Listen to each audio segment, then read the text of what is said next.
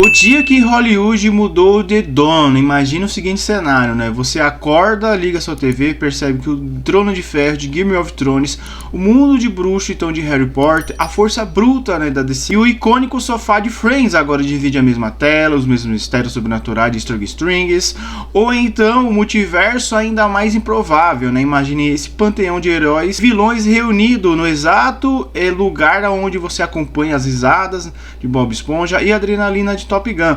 Parece o roteiro, né, de uma ficção científica futurista entre monopólios, mas é exatamente o reflexo para a realidade onde paralisou as grandes estúdios de Hollywood. Nos últimos meses, o que começou como rumores de bastidores em jantares luxuosos que transformou então a batalha bilionária em difusões, aquisições e egos inflados, né, que redesenhou o mapa do entretenimento mundial. Essa movimentação não é apenas qual botão que você vai apertar no controle remoto, é sobre então quem dominará a atenção e o cartão de crédito na próxima década. O impacto é profundo, atinge todos, desde que o espectador, então cansado de assinar 10 serviços diferentes até o investidor, atento aos movimentos da Netflix e de duas rivais que tentam sobreviver ao grande agrupamento. Hoje, como que te conta a história, né? Guerra de Tronos corporativa muda então a sua rotina do mundo consumo spoiler, né? Existe um vencedor indiscutível nessa disputa de gigantes, mas ele não veste a capa do super-herói, não usa a varinha mágica e certamente não é quem você está pensando.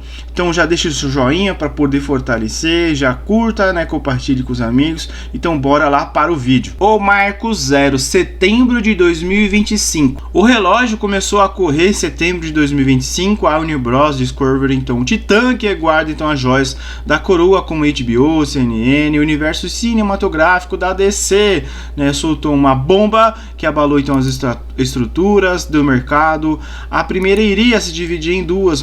Para os analistas de Wall Street, o recado foi lido nas entrelinhas em questão de segundos.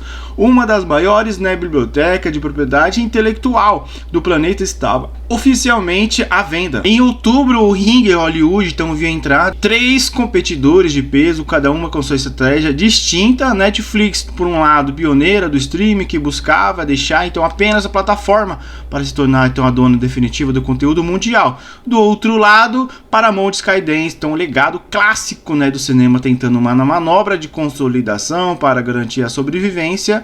E realmente disso tudo a Comcast, né, a gigante de telecomunicações que já controla a NBC Universal e havia uma chance única de monopólio. O clímax parecia ter chegado em dezembro de 2025 em um movimento que quebrou a internet. A Warner então fechou um acordo histórico, né, com a Netflix por astronômicos 82 bilhões de dólares. O plano era cirúrgico. Então a Netflix, né, sobreviveria aos lendários estúdios de cinema e a marca HBO, deixando então os canais de TV linear considerados ativos e tóxicos por alguns de fora da jogada. O mundo conspirou acreditando que era a guerra do streaming. Finalmente tinha um dono, caso encerrado, nem perto disso. E agora o contra-ataque, né, política e bilhões, né, que de acordo com a contraofensiva da Paramount é o checkmate político, né. A Paramount, sob o comando então audacioso de David Ellison, filho do bilionário fundador da Oracle,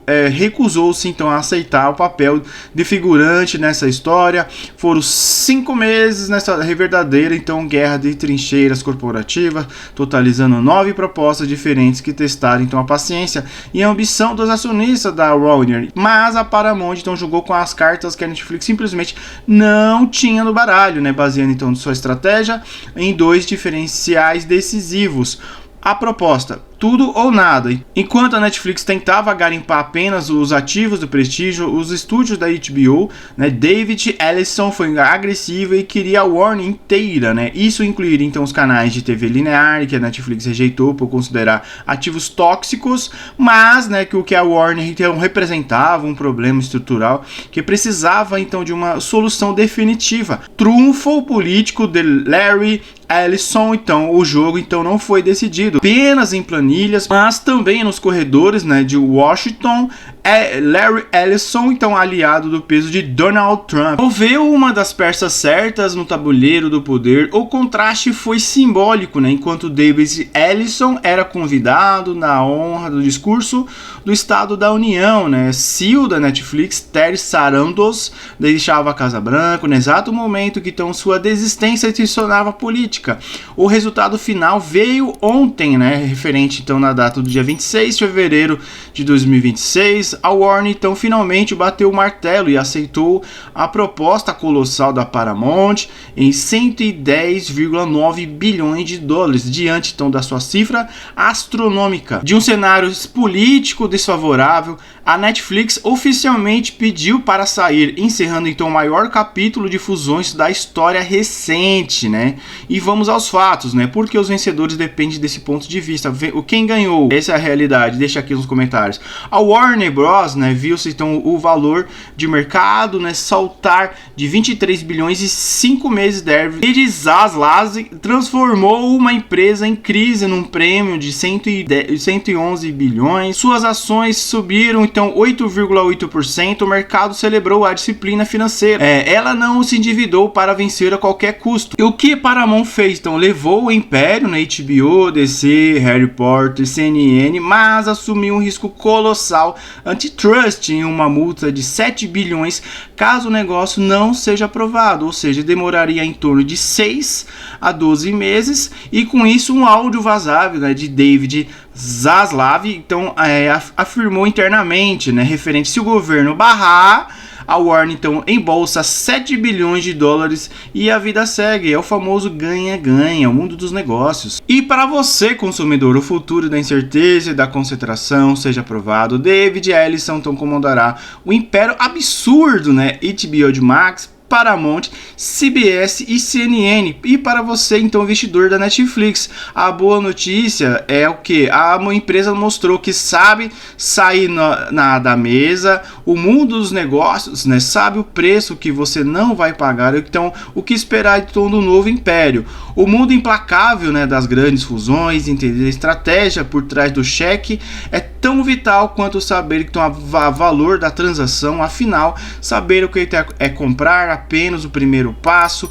O desafio real é a execução e a sobrevivência a longo prazo.